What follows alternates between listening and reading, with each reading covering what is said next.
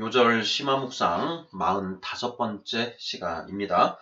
기드온의 양털 시험이라는 소제목 하에 사사기 6장 36절로 40절 말씀을 살펴보도록 하겠습니다. 본문을 먼저 읽어보겠습니다. 사사기 6장 36절 기드온이 하나님께 여쭈되 주께서 이미 말씀하신 같이 내 손으로 이스라엘을 구원하시려거든 보소서 내가 양털 한 뭉치를 타작마당에 두리니 만일 이슬이 양털에만 있고 주변 땅은 마르면 주께서 이미 말씀하신 같이 내 손으로 이스라엘을 구원하실 줄을 내가 알겠나이다 하였더니 38절 그대로 된지라 이튿날 기드온이 일찍이 일어나서 양털을 가져다가 그 양털에서 이슬을 짜니 물이 그릇에 가득하더라. 39절 기드온이 또 하나님께 여쭈되 주여 내게 노하지 마옵소서 내가 이번만 말하리이다. 구하옵나니 내게 이번만 양털로 시험하게 하소서. 원하건대 양털만 마르고 그 주변 땅에는 다 이슬이 있게 하옵소서 하였더니 40절 그 밤에 하나님이 그대로 행하시니 곧 양털만 마르고 그 주변 땅에는 다 이슬이 있었더라. 아멘. 자, 이 본문에서 관찰 질문 나눠보겠습니다. 1번 기드온이 양털 한 뭉치로 시험을 해보는 이유가 무엇일까요? 2번 첫 번째 시험과 두 번째 시험의 차이점이 무엇인가요? 3번 첫째 날에는 양털에만, 둘째 날에는 주변 땅에만 이슬이 내립니다. 양털과 주변 땅은 각 무엇을 상징하는 것일까요? 4번 양털에서 이슬을 짜니 물이 그릇에 가득하였다고 합니다. 이슬이 상징하는 것은 무엇일까요? 자, 이렇게 해서 4개의 질문입니다. 이 4개의 질문에 대한 답을 우리가 찾아보면서 이 말씀이 지니고 있는 특별한 상징에 대해서 한번 살펴보고자 합니다. 1번부터 답을 찾아보도록 하겠습니다. 자, 1번 기드온이 양털 한 뭉치로 시험을 해보는 이유가 무엇일까요? 하는 질문입니다. 자, 우리 성도님들, 자, 이 질문에 어떻게 답하시겠습니까? 자, 기드온이 하나님께 말씀을 드리고 있습니다. 자, 주께서 이미 말씀하신 같이 내 손으로 이스라엘을 구원하시려거든 보소서 내가 양털 한 뭉치를 타작마당에 두리니 만일 이슬이 양털에만 있고 주변 땅은 마르면 주께서 이미 말씀하심같이 내 손으로 이스라엘을 구원하실 줄을 내가 알겠나이다 하였더니 자 이렇게 되어 있지요. 자 기드온이 양털 한 뭉치로 시험을 해보는 이유가 무엇일까?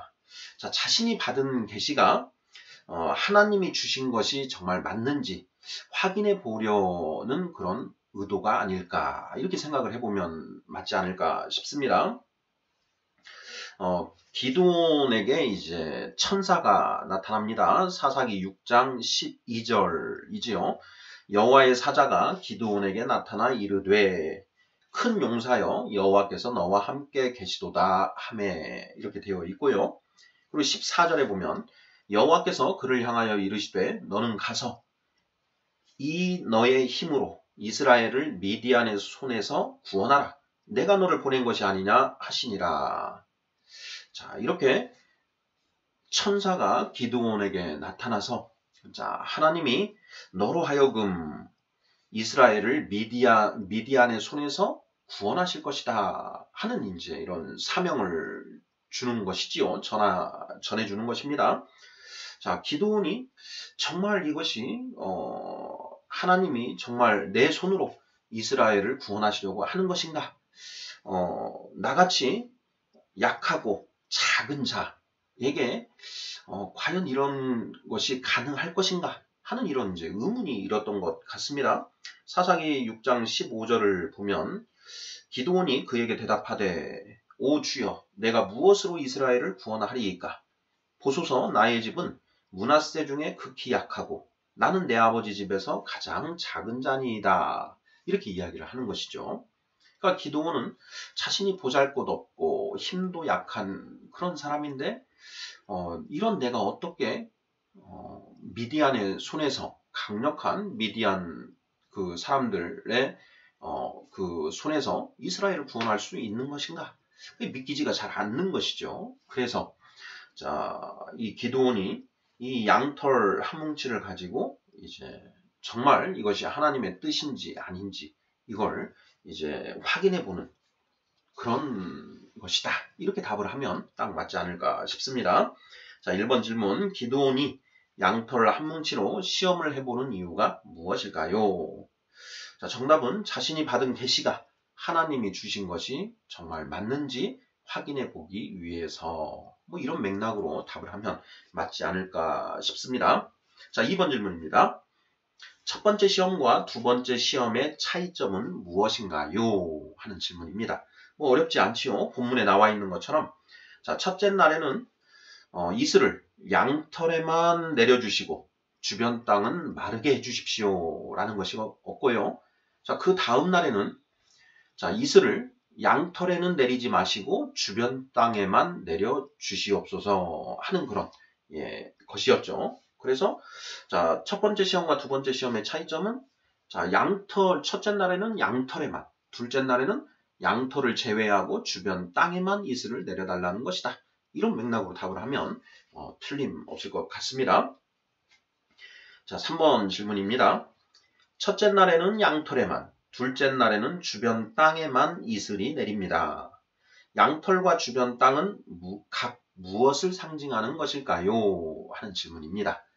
네, 이 3번 질문 때문에 이 요절 심화 묵상에 이제 다루게 되었는데요. 자, 첫째 날에는 양털에만 이슬이 내리고, 둘째 날에는 주변 땅에만 이슬을 내려주십사 하고, 이렇게 이제 기드온이 하나님께 청을 올리는 것이지요.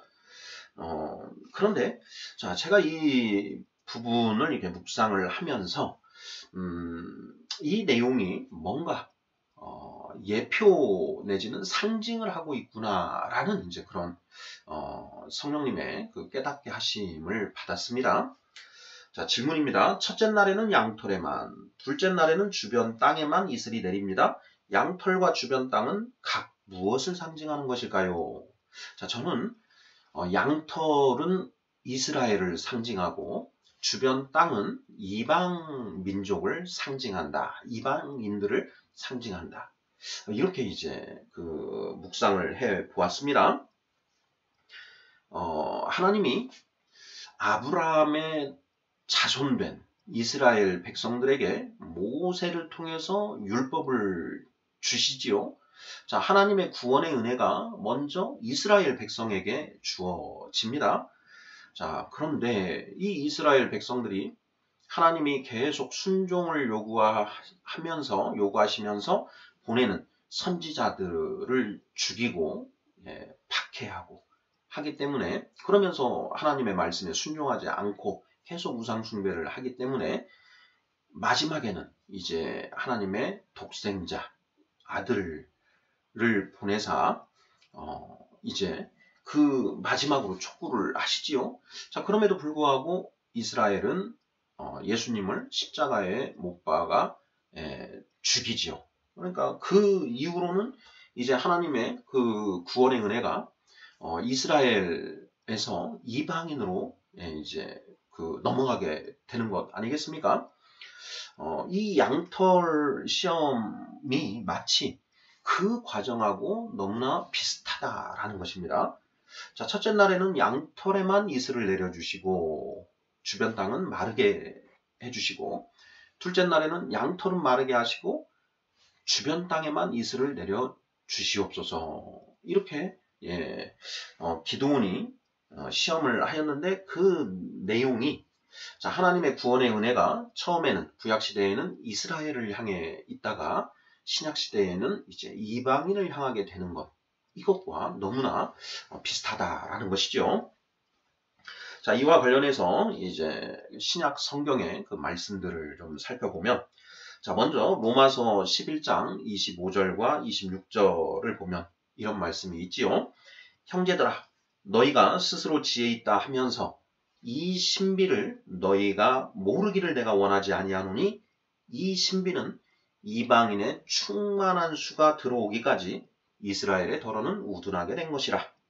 그리하여 온 이스라엘이 구원을 받으리라. 이렇게 선포되어 있습니다. 사도 바울이 로마서 9장, 10장, 11장 이 세 개의 장에서 이스라엘과 이방인의 구원에 관한 하나님의 계획을 상세하게 피력을 하면서 로마서 11장 25절에는 이제 하나님의 신비라는 그런 표현을 이제 사용하고 있는 것이죠. 그 신비가 무엇이냐?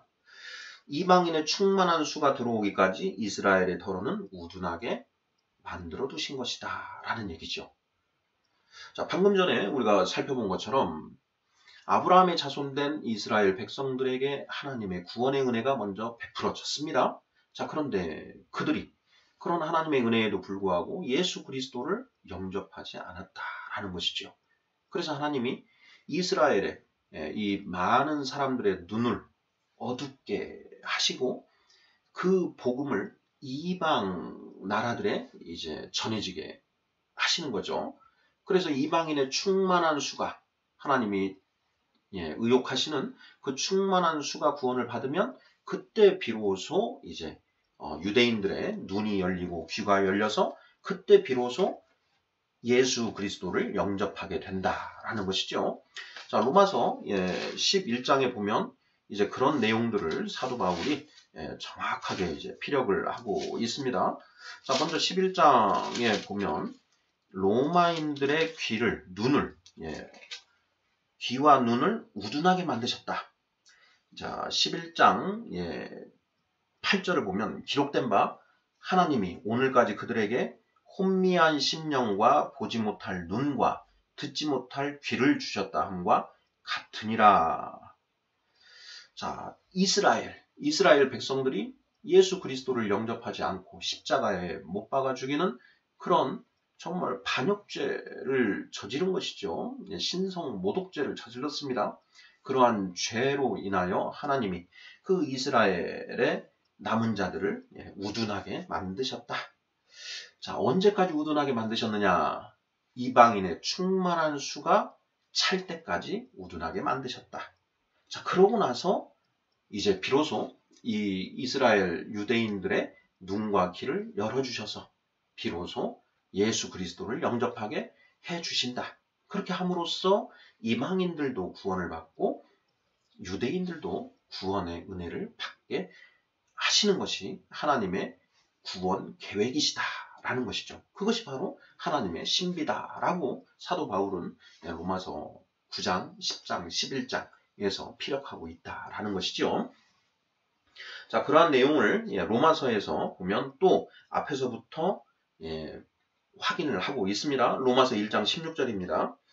내가 복음을 부끄러워하지 아니하노니 이 복음은 모든 믿는 자에게 구원을 주시는 하나님의 능력이 됨이라. 먼저는 유대인에게요, 그리고 헬라인에게로다. 자, 사도 바울이 이방 나라들을 찾아다니면서 복음을 전하는데 먼저 유대인의 회당을 먼저 찾아가지요. 그래서 유대인의 회당에서 복음을 전합니다. 그러면 유대인들은 이 눈과 귀가 막혀서 하나님의 이 복음을 받아들이지 않는 것이죠. 그러면 이제 사도 바울은 자, 너희 유대인들이 이 그리스도 복음을 받아들이지 않으므로 이제 내가 이방인에게 복음을 전하겠다라고 선포하면서 이방인들에게 복음을 전한다라는 것입니다.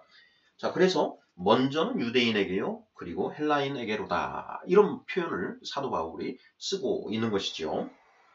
자, 로마서 2장 9절로 10절도 다시 이런 내용을 보다 상수를 하고 있습니다.